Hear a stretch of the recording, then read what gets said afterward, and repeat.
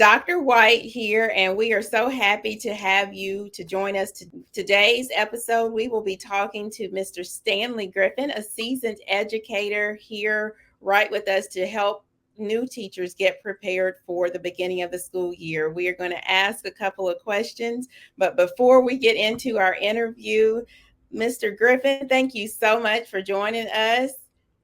Thank you for having me. It's my pleasure. But why don't you tell us a little bit about yourself? Well, I am a lifelong educator. I believe in education and the power that education carries with it. And I do believe in the students that I work with. It's been my pleasure for the last 900 years to work with these. And I enjoy them and I enjoy the staff. And as a former principal and teacher of many grade levels, I've enjoyed every moment of it. And And it's how many years out of the 900 have you been teaching? actually 45. All 45. right. And I just finished another year of substitute teaching last year. And I was a day-to-day sub. So I subbed the entire school year. So you just can't stay away from education. So new teachers, seasoned teachers, listen up. You don't want to miss this one. Be sure to like, share, and subscribe to my channel. I'm going to ask you some questions that inquiring minds want to know. The first one, can you share a memorable first day of school experience and why does that stand out to you? Well, every day, the first day of school is a different experience. Every day you receive a different group of students, and it's up to me as the educator to reshuffle the deck for them.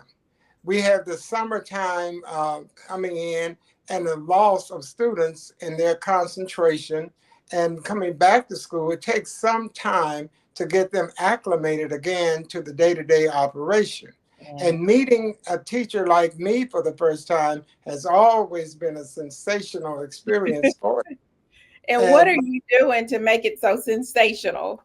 well, I believe that all students can learn. It doesn't matter to me their background, where they come from, and how they behaved last year. I don't believe in preconceived notions. And I don't get into the things that other teachers may get into that feel they're so important. My most important thing is to make a connection. From the very beginning, I have to make the connection with the students to get them to the point where whatever they see for themselves, that's what's going to be their experience. So I try to provide a very light experience for them at the beginning of the school year and throughout the year. So when my students come to me, I want them to be relaxed, as I am relaxed also, because I set the tone for everything that's going to happen for the next 180, 85 days. So Yeah. how you begin is how you really end up. So That's I just take the students in as they come and make them feel welcome, make them feel comfortable. You come in prepared.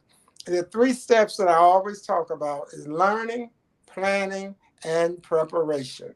So before I, learning, planning, and preparation. So writing yes, this down because we're definitely going to share this, but I think you're about to answer my question ahead of time. So let me interject. Preparation. What are yeah, the three things teachers should do to prepare their classrooms before the first day of school? What are three things that you would share from your 45 years of experience? What three tips would you share with new teachers? well, the preparation comes in. I want a welcoming atmosphere. And when they come to school, my classrooms are always really very nice. And the other teachers come in 2 or 3 weeks before I do, and I can come in on the first day and put a classroom together. I, know how to put the colorful bulletin boards up. And I usually start with orange and green and gold in the fall with a little brown. And then I keep that until Christmas and I add some red and the green and the gold and the brown. So you build on that. You scaffolding all the way, and you have to be creative. So when kids come in the classroom, I want that awe experience. I want them to feel welcome. And then I also, once you do the classroom, I always check my roster. What I do is try to find out something about the students. And last year, I put some bats outside my classroom and welcome back to school. And I welcome them. So outside the door, I had things to welcome them back to school. And inside, I have names up. Their names are listed. And I call this is my super student list. Everybody in my class starts out with a straight A. That's Everybody good. gets an A. And when they don't continue to keep that A, then we have somewhere, so everybody starts out with equal footing. Everybody gets an A. You don't have to worry about anything, but you just have to be concerned as a student how you're going to keep this A that you already have earned. That's And the real good. And the third thing, yes, for three, I think. And the Yes. other one is me as a teacher. I have to be prepared. I have to know my curriculum. I have to come to class knowing what I want the students to do and what I want them to know and be able to do when this class period is over. So I have Mhm. to make sure they have meaningful and relevant materials already prepared and have enough for the students. If I'm teaching high school, of course, high school is a little different, but you want to keep the students engaged. I don't care what grade level it is, you have to keep them engaged because the first day of school, everybody's tired, including the teacher. So, Absolutely. Well, I love it. So, being engaging or being prepared, your creativity, your warm, welcoming environment. It seems like you like bright colors and checking the rosters and finding out something about those students so you can connect. Sounds like three awesome tips already shared, new teachers. I hope you're jotting this down. Go one thing ahead. I never asked the previous teacher about a particular student. That's good. Never, because they may have had an experience with that student that I may never have. So Mhm. I don't go on preconceived notions because there's a lot of conflict with prior teachers, and teachers do things differently. And Yes. my classroom is considered Griffin land. And when Disneyland, it's the same rules if you go to Disneyland. If you Mhm. don't follow the rules in Disneyland, they have consequences. So if you Right. don't follow the rules in Griffinland, there will be consequences. And the first day of school, we began to establish that. And the first thing we talk about is classroom order. All right, so we're moving right into it about my next question, classroom management. But teachers, I hope you heard that bonus tip that Mr. Griffin just shared. Don't listen to the previous teacher about a student. Form your own, make your own decisions based on your relationship with that student. So, thank you for that. So, classroom management. What strategies do you recommend for establishing and maintaining classroom management early in the school year? You either lead, follow, or get out of the way. That's my philosophy. I'm the leader of the classroom, but I'm a leader of leaders. I make sure my students have input into my day to day operation.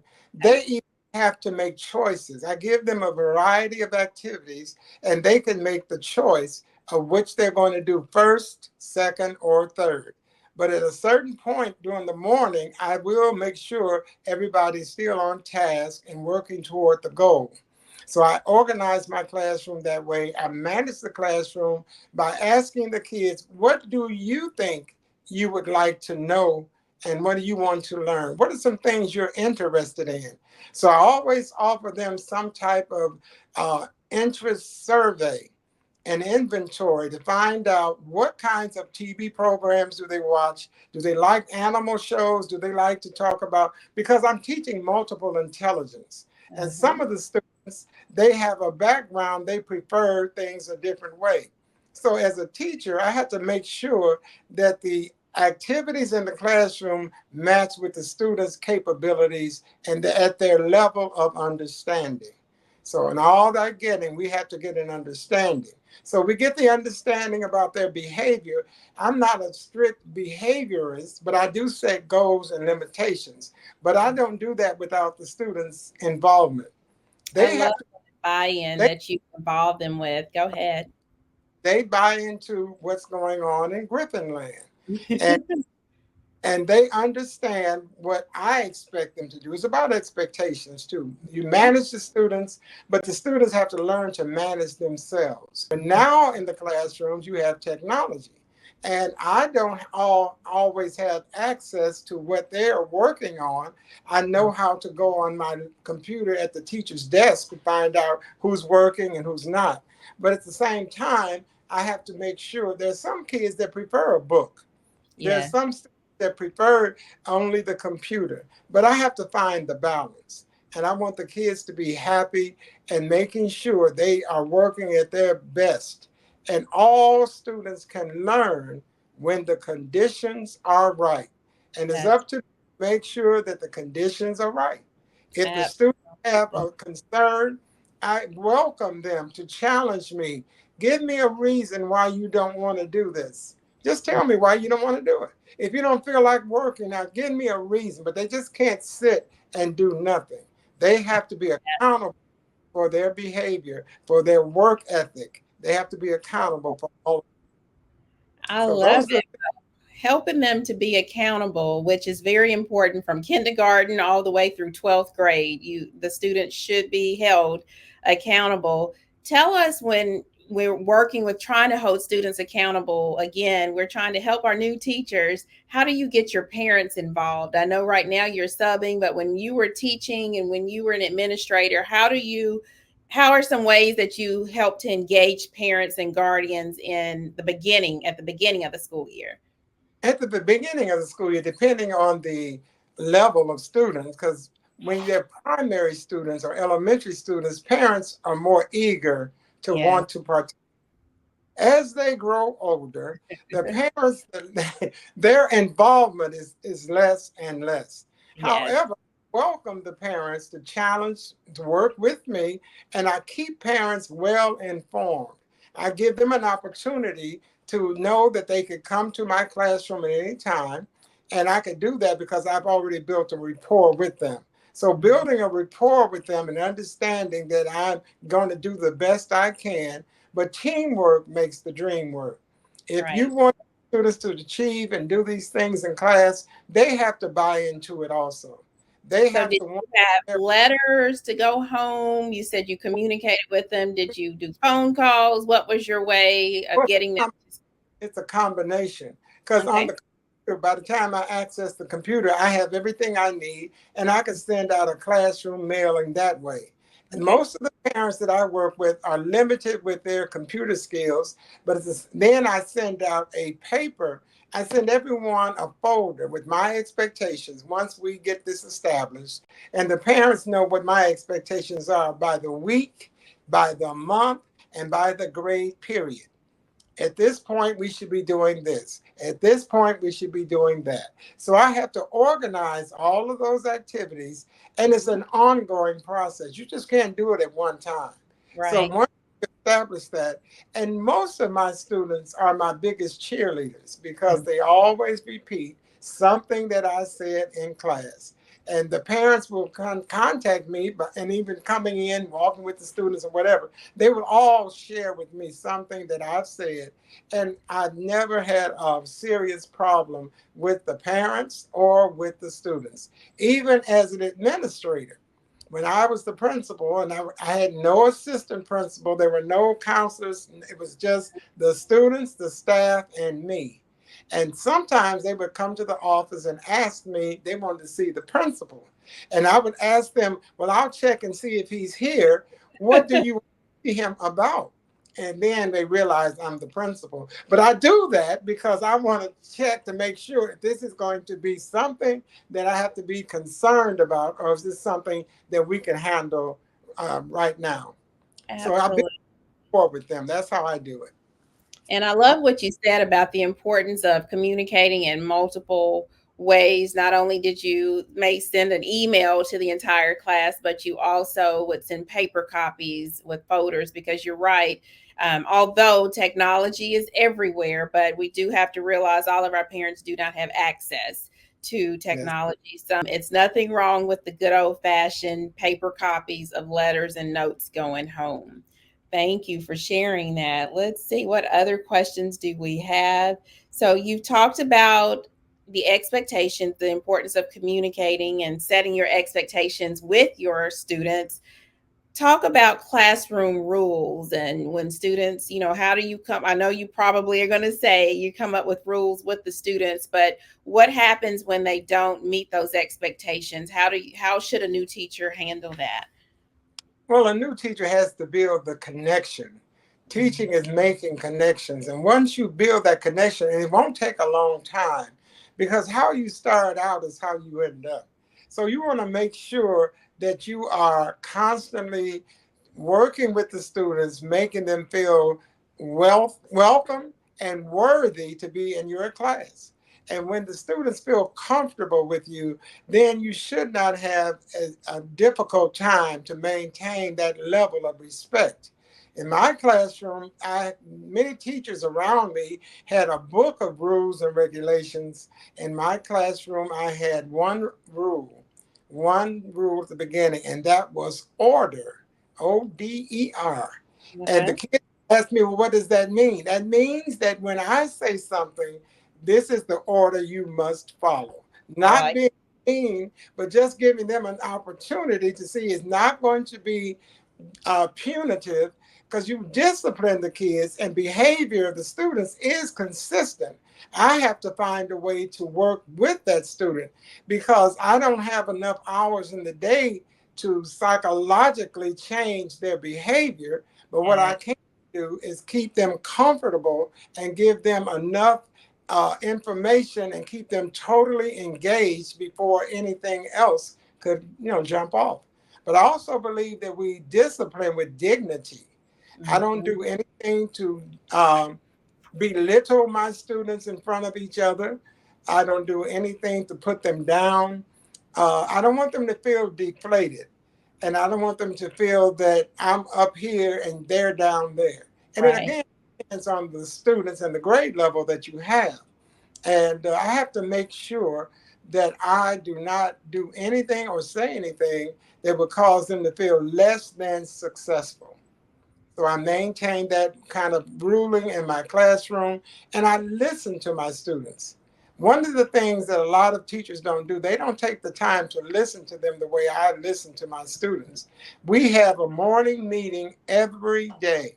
We start out with a morning meeting. I set that meeting tone. I have an agenda.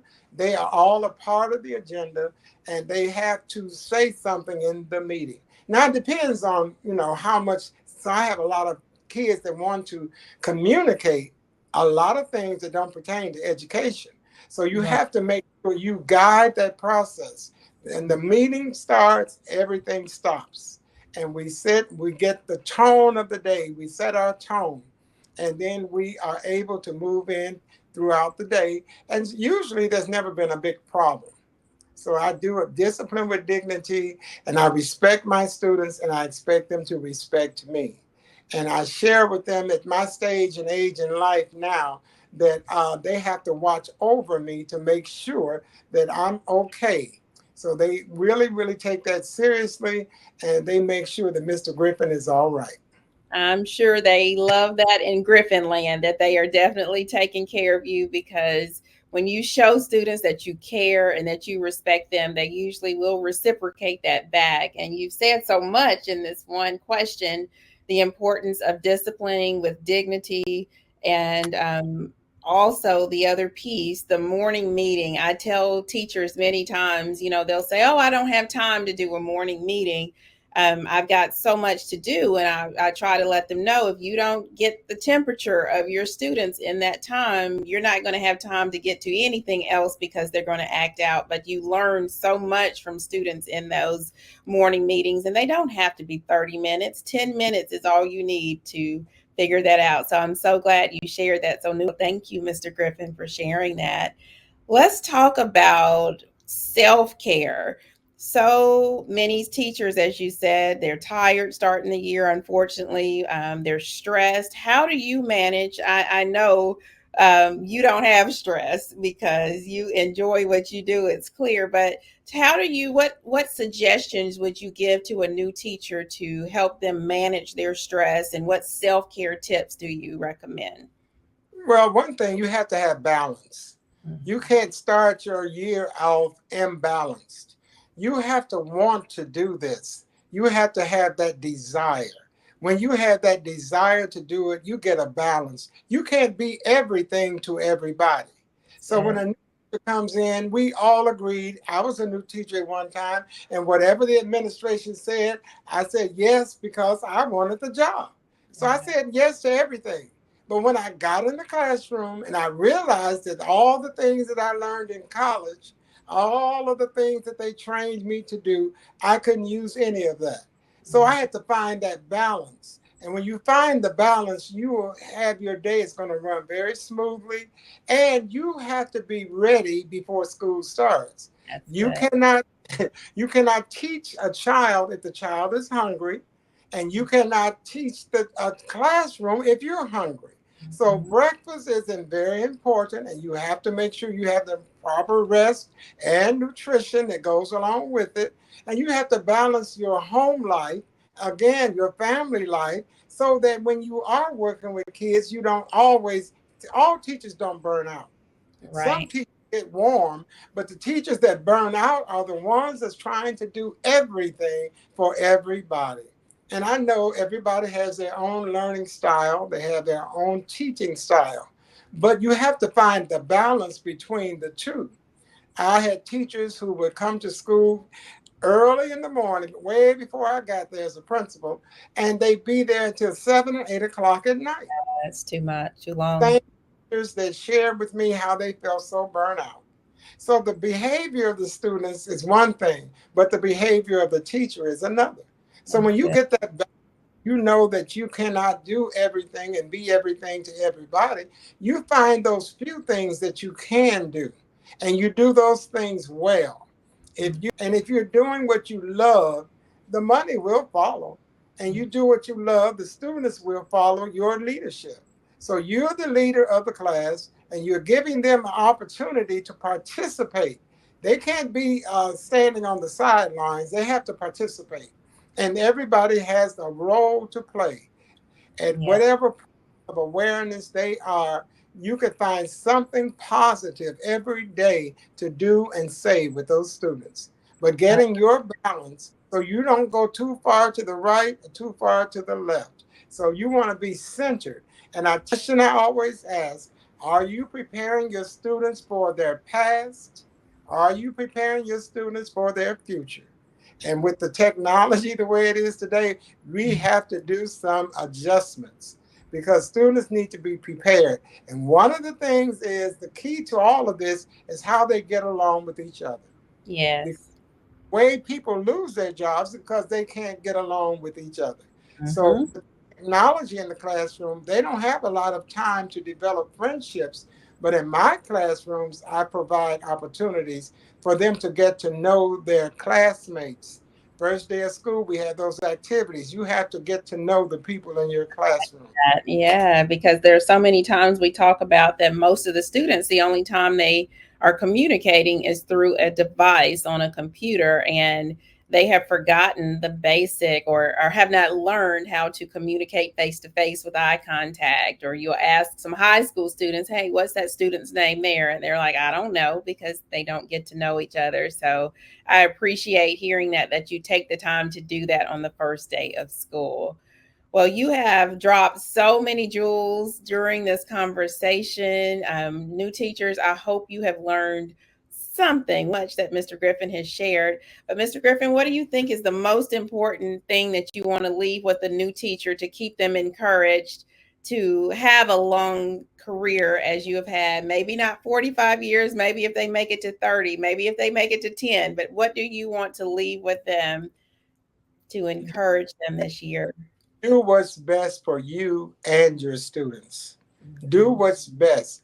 And you know what's best for you, and you know what's best for your students. So when you're doing what you do and you love what you do, And you may not love every student the same way because there are families that don't do that. But the fact is that you have these students more time than the parents. And you will develop these relationships and you make connections. Teaching is just making a connection. And when you make a connection, it will last a lifetime. So don't paint yourself in a corner. Don't make idle threats to your students. Always make sure you dignify yourself and don't let the students pull you down to their game. Learning is just the game of life and how to play it. Many people don't know how to play the game of life, but you have to learn to play the game of life. If you don't play it, the game of life will play you. So I don't want teachers to be afraid, and it's about butterflies, not elephants. In other words, keep the light. Don't worry about every little thing. And the administrators, don't be intimidated because Oh, some people will intimidate you and they haven't even opened their mouth. Their presence may intimidate you, but don't let that bother you. You just make sure you're doing the best that you can. And if you're not, and you feel that you're not doing something correctly, it's always better to ask someone. Don't yeah. assume anything. The classroom, the first day of school, if it's the first day or the last day, you're still the teacher of that classroom. So you want the teachers, the students, and everyone to respect you. You just do whatever you send out into the lives of others, no matter how old they are, it will come back to you. Pressed down, shaken together, and running over. So All enjoy. right. We're going to say amen to that. Look forward to hearing what happened the first day of school. This is a wonderful time, and I thank Dr. White for allowing me this privilege. And it is my privilege to share this information. And as you and the rest of the world could tell, I have a lot of information. And so anytime that Dr. White needs me for something, I will be happy to speak on whatever she wants me to do, I will do it. And that's because we made a connection. And so, if you can't make that kind of connection, when you can depend on people and that's out of your generation or in your generation, but it's all about communication. So I thank her and I thank you for listening tonight. And if you need to get in touch with me for anything, particularly, contact Dr. White, and she knows how to contact me. And Absolutely. send all of your questions and comments into the website, and we will continue. Because now that we said the first day of school, then what's going to happen the first grading period? Then Mhm. what's going to happen the second grading period? So this is scaffolding. This is building. You get through day one. If you can make it through day one and do it successfully, just remember that's just one more day tomorrow. Every tomorrow's another day. You can't put everything in the classroom at one time. Like Scarlett O'Hara said, tomorrow is another day. So enjoy your life, enjoy your classroom, enjoy your students, and all is well. Thank you so much, Mr. Griffin, for being here tonight. And I'm going to let you all in on a little bit or one of my secrets. This man here is the reason why my career has gone as it has. And I am so grateful for his wisdom and his knowledge as an educator. And I have followed in his footsteps as a teacher, as an administrator. And now we are here joining different generations together and sharing our wisdom to help you. So please make sure you like, share, and subscribe. And we will definitely have Mr. Griffin back soon. And again, good luck and best wishes to you as you start your school year. And we look forward to hearing how it's going. Have a great day. Thank you. All right, we ended the recording.